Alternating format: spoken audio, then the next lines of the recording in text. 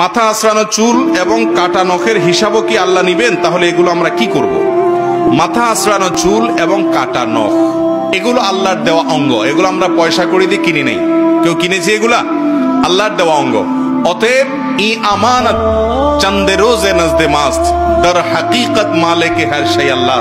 এই শরীরের সমস্ত অঙ্গ প্রত্যঙ্গ এগুলা মূলত আল্লাহর পক্ষ থেকে আমানত। এগুলো সবগুলোর মালিক কে? মূলত আল্লাহ তাআলা।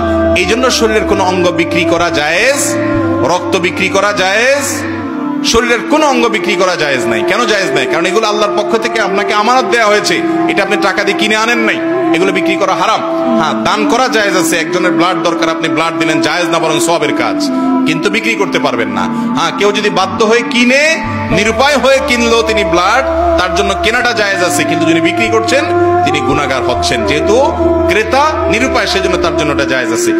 তো যাই হোক, নখ বা চুল, আজকাল চুলের ব্যাপারে একটা ব্যাপক সমস্যা আমাদের সমাজে দেখা যাচ্ছে। সেটা হলো অনেকেই বড় বড় চুল এগুলা কাটার পরে বিক্রি করেন। আমাকে এক সেলুনওয়ালা গত সপ্তাহে বললেন যে ভাই এই বড় চুলগুলো 6000 টাকা কেজি বিক্রি হয়।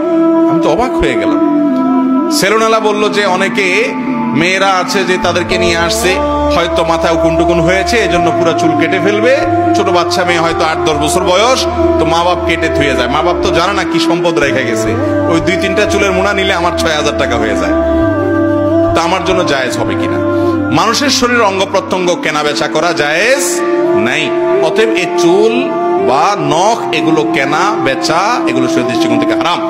অতএব এগুলো আল্লাহর পক্ষ থেকে আমানত, মানে হলো আপনি এগুলো বিক্রি করতে পারবেন না। তবে হ্যাঁ, আপনি চুল কাটার পর, নখ কাটার পর সেগুলোকে সম্মানজনক জায়গায় ফেলবেন। ভালো হয় মাটির নিচে দাফন করেন, অথবা এমন জায়গায় ফেলে দেন মাটির সাথে মিশে যাবে। নোংরা জায়গায়, নাপাক জায়গায় না ফেলাটা উত্তম। যদি ফেলে দেন তাতে বড় কোনো গুনাহ হবে না, কিন্তু না ফেলাটা ভালো।